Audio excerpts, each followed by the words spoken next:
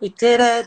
We did it! Technology is our bitch today. Hi, Yeah. everybody, and welcome to Monday's Big Shrink with myself, Ash King, and the founder and head psychologist of the Indigo project, Mary Hoang. Thanks for joining, Mary. I finally got you figured out how to work all of this. Look, guys, we were going to do a Zoom live that crossed over to Facebook Live, and then we were just going to do Facebook Live, and then we're like, you know what, let's just bloody do Instagram, okay? It makes sense, it's easy, it's going to work. Yeah, So here we are. Our weekly session and weekly check-in with sort of how we're doing on the inside, how we're doing with the outside world, how we're feeling, how we're behaving, what we're thinking, and how we're coping with our lives and with other people. So thanks so much for joining us. Let's kick off with just a little bit of a check-in of the last week. Mary, how have you been? Well, that was pretty interesting. I had a pretty big check-in with my therapist this morning, and I was sort of talking about like how I thought that I had a little bit of a toehold on like what was going on at the moment, and I was like, yeah, I thought I had kind of settled into what was going on, and then I am like so far from like settling in that yeah, I think I'm like not doing as well as I thought I was doing. It's just so up and down at the moment, and I think my inner critic is just going so insane. Like I'm trying to finish writing my book at the moment, like I'm judging myself, I'm like just all over the shop, and I think that what's happening on the outside world is just definitely exacerbating how I'm feeling. So my task this week is to learn how to slow down, which is so impossible for me. Just to observe like the inner critic just like yelling at me and telling me that I'm like not doing enough and not being enough and I should be more productive and all of that crap, and actually just listen to it and just be with it and be with like all the uncomfortable sensations that are coming up at the moment. Yeah, it's actually so tough because I just want it to all go away pretty much. How are you going?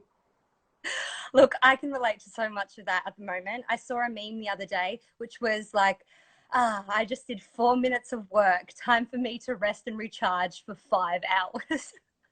And I used to see those memes and I used to go, oh, like, I don't feel that at all. Like, I don't relate to that. Like, I'm happy to sort of work and be productive and get shit done. But over the last couple of weeks, I almost feel like I've morphed into a different person. It's made me sort of sit quite uncomfortably with myself, and also like even just looking back at the past week, I was going to say, yeah, I feel a little bit better about the past week, and I think that I'm judging my past week on how much more I got done last week than the week before, which again is like a productivity metric, which we'll get into later in the discussion, which is a problem in and of itself, I think. Yeah. Well, I But think I saw a really interesting quote which said, you know, you're not trying to work, you know, from home at the moment. You're trying to work from home while there's like absolute chaos happening and uncertainty. So, you know, it's not, I don't think it's not just a case that we're, you know, in our pajamas all day, like trying to work. We're actually trying to deal with this whole situation at the same time. And I think that really throws a huge spanner in the works. So yeah, I hope there's some tips from people who are doing better than we are a little bit. So what, has there been anything that's kind of helped you self-soothe this week or help you get through? I actually had a massive cry on Sunday. So the two people that I'm living with were going for a bike ride and asked me to go out, and it's actually interesting because I think some people are talking about how hard it is to be going through this alone. But at times I actually find it really hard because I'm in a house with two other people and I feel like I actually need more space alone. And, you know, going outside is one thing, but finding a quiet space to like bawl your eyes out and just feel really, you know, overwhelmed and helpless at the moment is can be a little bit hard for me to find. Mm-hmm. So that, you know, listening to music and just really letting it rip was so helpful for me. And I think also on one of my walks I went out and I noticed that I've been putting off contacting a few friends, and I think I've been waiting until I feel better to actually get connected with them. And what, you know, and this I think I went for a walk a couple of days ago and I just bit the bullet and I just called, and, you know, my friend picked up and we had this huge conversation, and I was really expecting her to be like, I think I've got this impression that everyone else is doing so much better. And the first thing that she said was like, I'm not having a good time right now. My anxiety is absolutely out of control. And I think everyone's judging me. And I was like, me too. And and that was just, it just helped so much. Like, I definitely think we are comparing ourselves to others at the moment and thinking that everyone is, coping better. But or comparing ourselves to ourselves when we were coping better at another point, you know, and then going, oh God, like this is not good.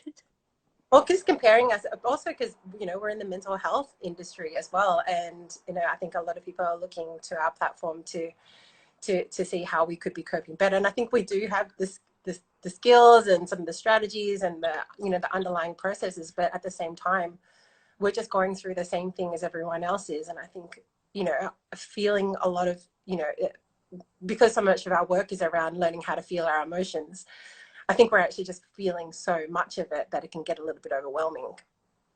For sure.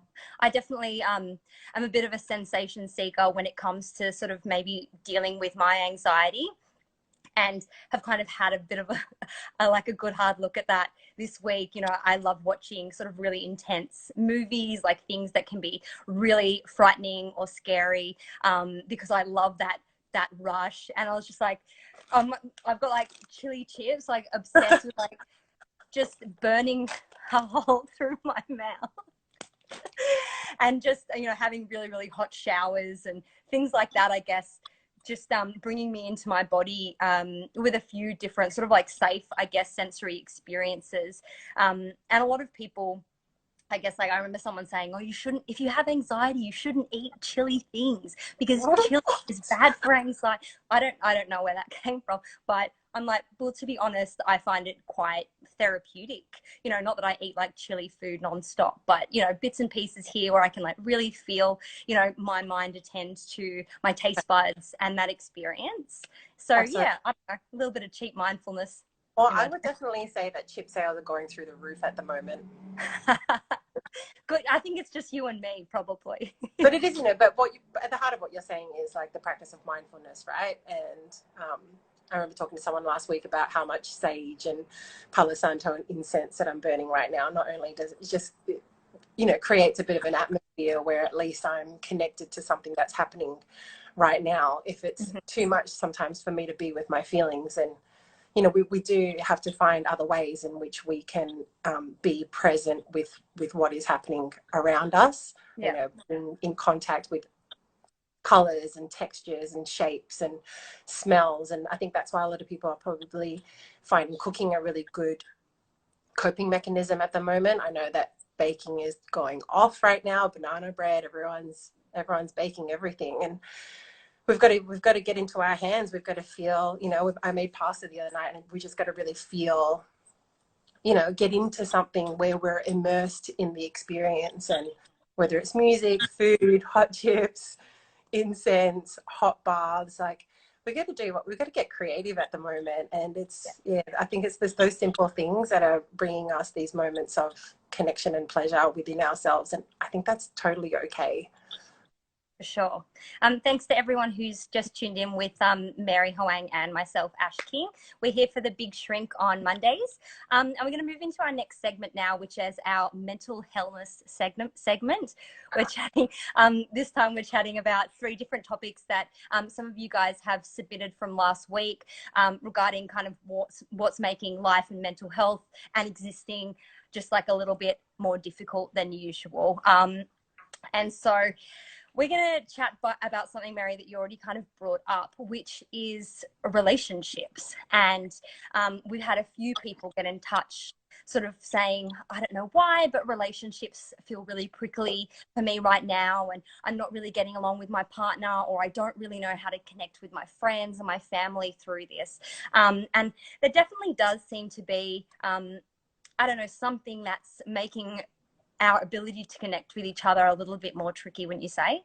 Absolutely. I mean, I think for one thing, there's something that's centering around our emotional energy tank. you know, if we think about not just like our, you know, we're not, might not be super physically active right now, but I think that even if we're staying still, staying at home, we are actually giving out quite a lot of emotional energy just because of what's happening, because of the uncertainty, because of the lack of structure or routine. Emotionally, we're going through a huge experience of loss and disconnection. So, you know, if we think about a relationship where there's two people that are essentially going through the same thing, then, you know, we can kind of understand why that connection or disconnection is, you know, that disconnection is being felt at the moment. I think it's really hard. Like you know, being in a relationship myself, I've noticed that at the moment, there is a huge requirement for this connection and vulnerability for us to be able to help each other move through the challenges that we're experiencing at the moment. But if I were to be really honest, like we have so much needs right now that personally, what I'm struggling with is the fact that I need so much, and to have to ask and you know, to learn how to ask for support and to lean on that and to actually receive that. So I think maybe I can speak for some other people who are experiencing that.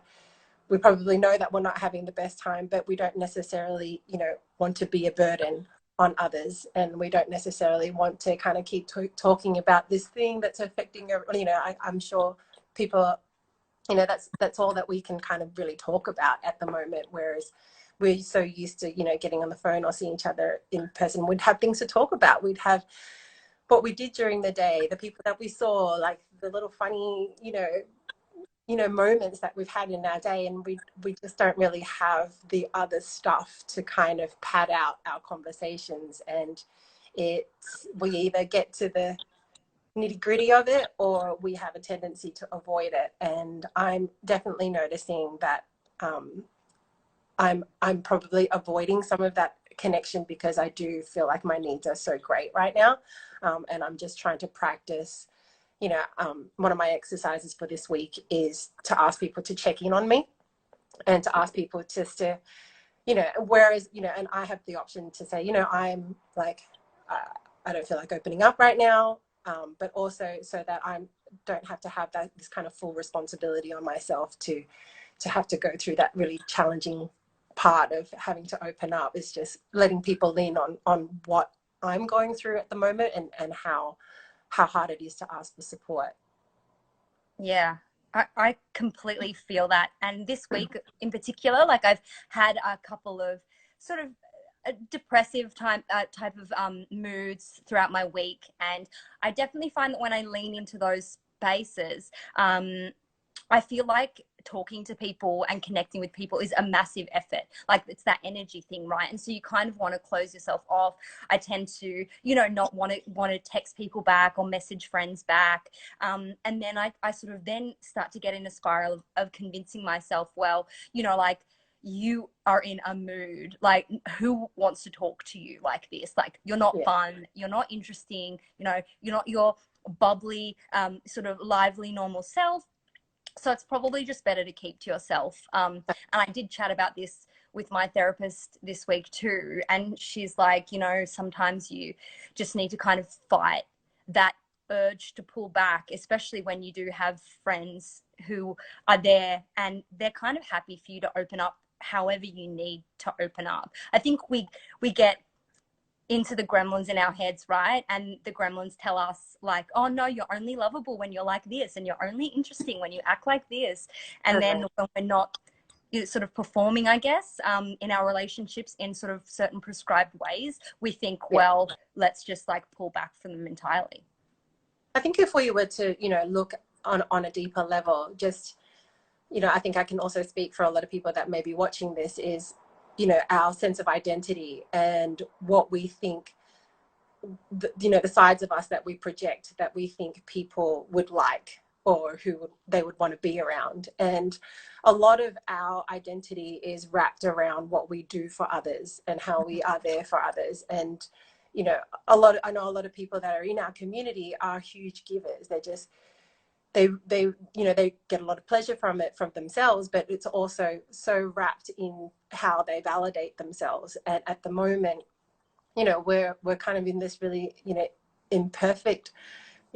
perfectness of us, and that can be really hard for us to accept that people may accept us in those times as well. And you know, we always go a little bit deeper in this, and we analyze, well, where does that come from? You know, where does this belief that we have to be more to be likable or loved, or that we have to give? And if we can ask ourselves some questions, which, you know, I think are really important, is, you know, who am I if I don't give to others?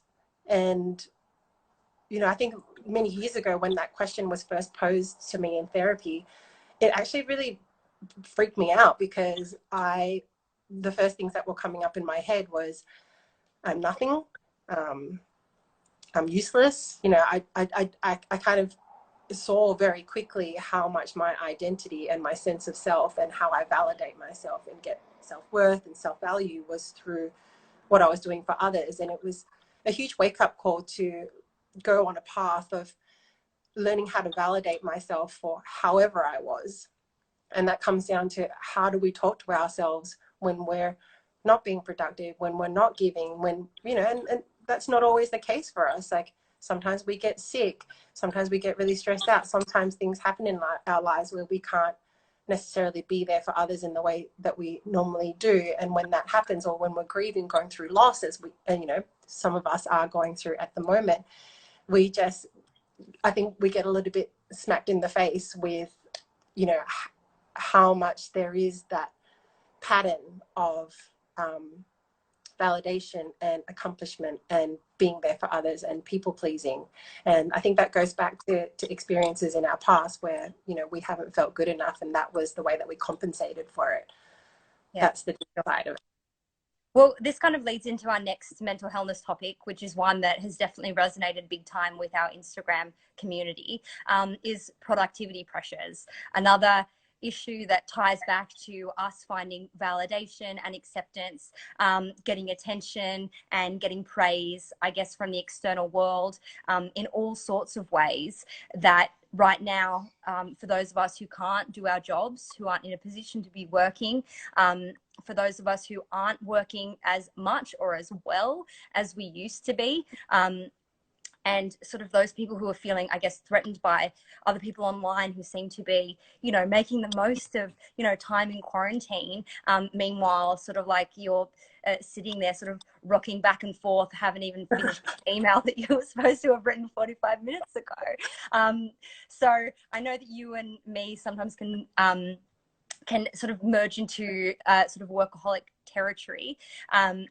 And so, like, why do you think this is just like such a huge, sticky issue for so many of us at the moment? Well, you know, as we said, it kind of highlights again how we validate ourselves in the world. And, you know, another side to that is, it's kind of what's happening at the moment is kind of lifting the veil. If we can't be as productive, we're not finding ourselves as motivated, then what are those feelings that are underneath that behavior of being productive and doing all the things? You know, what might that be actually covering? And so that tells us a lot around, you know, the discomfort that we are afraid to feel. And that could be guilt, it could be I'm not good enough, it could be, you know, other people are you know, better than me. It, you know, there are these feelings of anxiety or, you know, loneliness, that, or I'm scared, or I'm afraid, or I don't know who I am, that, you know, is very easily masked when we are out there in the world doing a lot of things and jamming every single thing in, you know, so many activities into our day. Like we don't really give ourselves space to feel, because feeling is really hard. And that's all being kind of lifted at the moment for us to see what is actually underneath. And I don't necessarily think that that's a bad thing.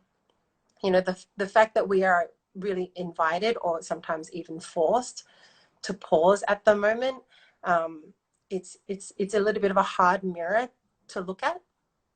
But I absolutely believe that if we can look at that mirror and see ourselves, the parts of us that we typically disown or push away or dislike or hide or minimize, and we can have a little bit more understanding and compassion, this can really shift the fabric of our relationship with ourselves. And, you know, if I were just to use you as an example, and if you called me and said, hey, I'm not being really productive right now, I'm feeling unmotivated, like I don't feel good, I think that I would respond in just really normalizing how you're feeling. And we touched upon this idea of grief earlier, or loss that we're experiencing. And if we were to really take that on within ourselves and accept that we're going through a process of grieving or loss where there's lots of different emotions, then if you had just gone through a huge breakup, if you had just lost someone that you love, would I, you know, be expecting you to be super productive and motivated at the moment? Do you see where I'm kind of going with that? Yeah, for sure. And I think on top of that as well, it's like an internalized productivity that we've all kind of been raised with from a young age. I found this really good quote that I'll post up on our Instagram later this week, which is, giving less power to the inner taskmaster is no small thing. That taskmaster runs as deep as the most foundational messages we've received about our bodies, our hungers, and ourselves.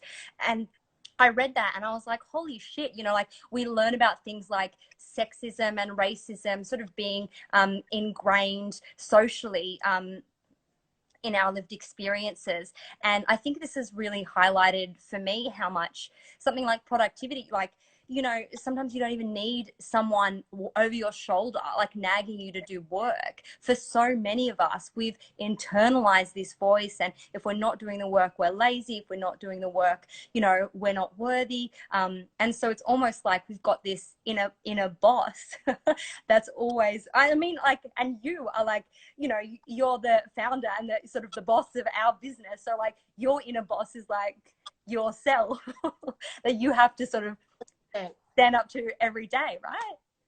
I mean, there's so many variables that you're talking about that influence the way that we're feeling at the moment, but we can kind of separate them into two different streams. And I think the one that we're kind of been talking about a lot is like we're probably blaming ourselves for what we are experiencing, what we're thinking, what we're feeling, and what we're doing. We're kind of got the big stick out and beating ourselves up because we feel as though we should be in control of what we're thinking, feeling, and doing. And so there's a whole level of analysis that goes down, which on a really deep level, you know,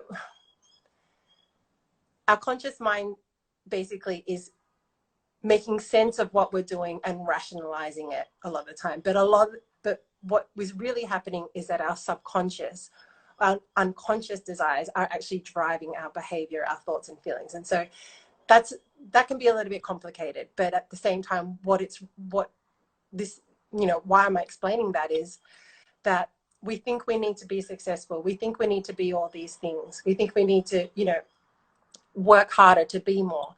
But underneath, you know, what's driving that is I'm not good enough. You know, I need, you know, childhood stuff, you know, parents' expectations on us. And so, you know, that's one kind of line of, you know, thought that we can have around this. But there's another aspect where we have to understand that we are influenced by everything that is around us, that is going on at the moment. And although, as you know, like as a psychologist, you know, as a part of a mental health organization, sometimes it does feel like the onus is on us as individuals to change. But if we really stop and pause for a moment, there are huge issues socially, you know, culturally, that we need to understand that is having an impact on how we think, feel, and behave. And those two things are happening at the same time. Yeah, right. And I think that we sometimes get it confused because all of this stuff is happening, then it's kind of like somehow, again, interpreted through our own lens of experience. This is our fault. We need to be doing something about this. And it is, I think, a manifestation of being in somewhat a culture that is very primed around the individual, Mm-hmm. the individual experience, that, you know, that we have to be the best that we can be and nobody else can do it for us. And, you know, there is an aspect of that which I totally understand, the ability for us to empower ourselves. But we do have to acknowledge that there's this a paradox. We are kind of like the captains of our own ship, but we're kind of like in this ocean and with these tides that are happening in the world as well. Mm-hmm. And those two things together, we can't always necessarily separate them, but we can try to understand that, you know, there's a lot of stuff that is influencing us on very, very deep levels at the moment. And we can't just take it all upon us to be like, well, I just need to implement this and just need to do this. It's like, sometimes we need to let ourselves acknowledge and be with this, be with everything that's happening. Yeah, for sure. Just like being in that big motherfucking ship, just holding on. Just be like, all right, can't control this wave, but I guess we'll go with it. Well, All at right, least we're all in this piece of ship together. yeah, at least I'm not in the water just yet. All right, so quickly we'll have to touch on the last one, which is like a pretty big issue here anyway, but we'll see how we go. The whole idea of heading into the great unknown and not knowing, you know, where we're heading with the world and with our lives, when this is over, what the world might look like, and, you know, how we might re-emerge, I guess. It's kind of pretty scary, especially for those of us who are not so great in sitting in the ick of, you know, like, you know, the unknown, which is kind of all of us, but this is definitely what we're all facing together right now, right?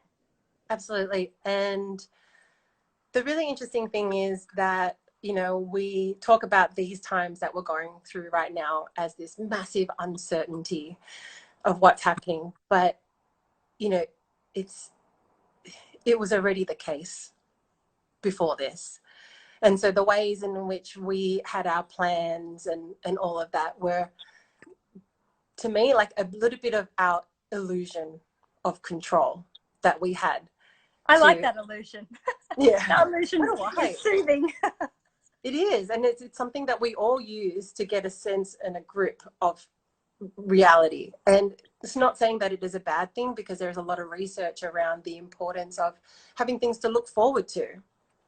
I think it's just when we acknowledge that at the heart of what we're experiencing and will always experience is this level of uncertainty, which is 100% uncomfortable for us, because our brains, you know, then they don't like feeling uncertain. That's why trying new things, and it all kind of filters down to this very deep, you know, tendency to feel as though anything that's scary is going to kill us. You know, that's what our brains are saying.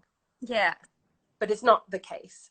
But, you know, and the fact that this is all happening right now is really kind of getting us in touch with, you know, can we be okay with that? Actually, this is the normal uncertainty that we do deal with on a day-to-day basis. And, you know, we have to sometimes let go of that sense of that illusion of control. And being alive is sometimes being with the messiness of not knowing.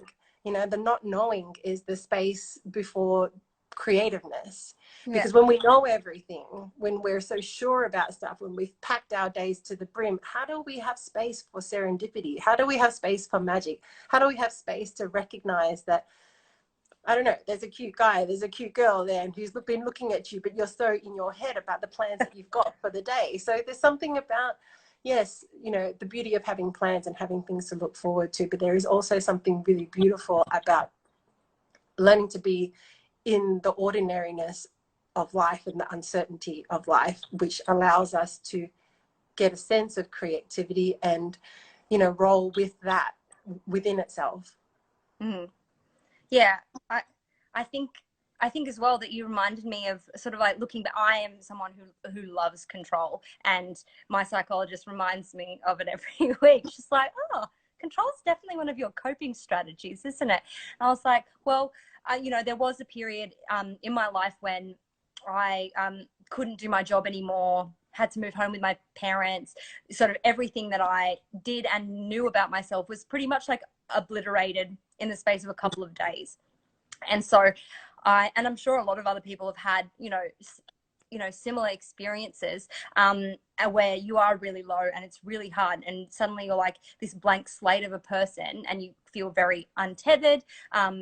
But realizing, like, in that moment, suddenly you don't know anything about what your life is going to be and who you are going to be, after you kind of maybe help yourself through the grief of those losses, you can realize, wow, like, this space before me is actually really liberating in a way. And sometimes the grief and that excitement and freedom both coexist, which is also confusing, because you're like, it's not like I'm just going to wait for the grief to wear off. Great. And now I'll move on with being, this beautiful, free-spirited angel moving into my future and like moving into my best life. So I wish that that's how it worked. Like, it'd be so nice if there was just a lovely little linear path that we could be like, oh, just need to get past that one and then on stuff. But you're right. We can absolutely grow whilst feeling pain and uncertainty. And I like what someone was saying before. So I think someone in the chat was saying that you can know what's in your control in a way, and know what's not in your control. And I think we're trying to be like, oh, we need to figure everything out. But in the here and now, we can probably figure out, well, what am I going to do right now? What's in my control right now? And can I let go of some of the things that I can't?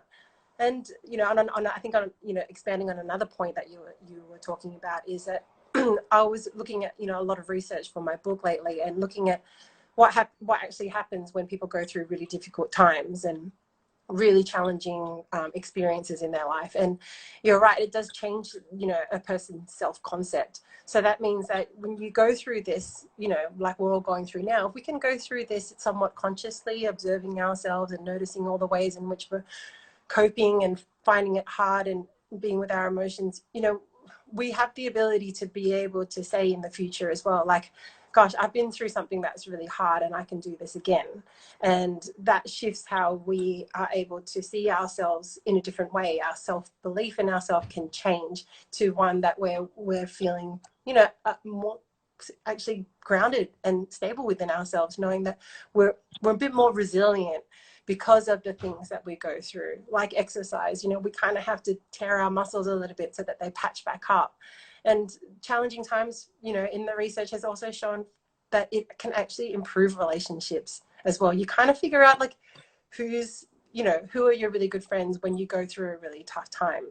And that can be a little bit hard, because I think there is a lot of letting go at the moment when there's this loss. It's, things are kind of, all the fat's being cut out, and you're kind of really seeing like who's there for you. But I think we appreciate more relationships. And I think that's what a lot of people are noticing now. It's like, wow, I didn't realize how much I needed other people, and to find ways that my relationships can be nourishing, and not see them as necessarily draining. And if they are, like, are they the type of relationships that I want to carry through, moving forward in my life as well. So yeah, there's good things that come from this, but we don't necessarily have to look for them. I think it's just we're in that kind of ocean right now, and we're ebbing and flowing with the, oh, I'm doing good and I'm not doing so good, and I'm doing good and then I'm doing this, and I ate 10 packets of chips, and it's just so much self-awareness is has the opportunity to expand at the moment, as well as the opportunity for self-acceptance. And this is the lessons of life, with or without the COVID-19 crisis. Absolutely. It's not always sexy. Can't always post a hot pic of it on Insta, but it's happening. You're lucky I brushed my hair today. For the first time I in know. like a week. Just casually trying to, spend 45 minutes trying to find some flattering light sources in my apartment here. But thanks so much for joining, Mary. And thank you everyone who's left comments and left us love hearts, because we are very approval seeking and love it drives us forward. And we're working on that, both of us. If you've got any feedback, or you've got any points that you'd like for us to explore next week, we'd love to hear them. So jump on our Facebook, or you can DM us through Instagram as well. Just let us know maybe some things that have been on your mind lately, or what you've been pondering, and we'll give it a bit of a natter. Same time next week, so 4 p.m. The Big Shrink with myself, Ash King, and Mary Hoang. Love spending time with you, Mary. Chat to you soon. Yay. Bye, everyone. Thanks for tuning in. Bye.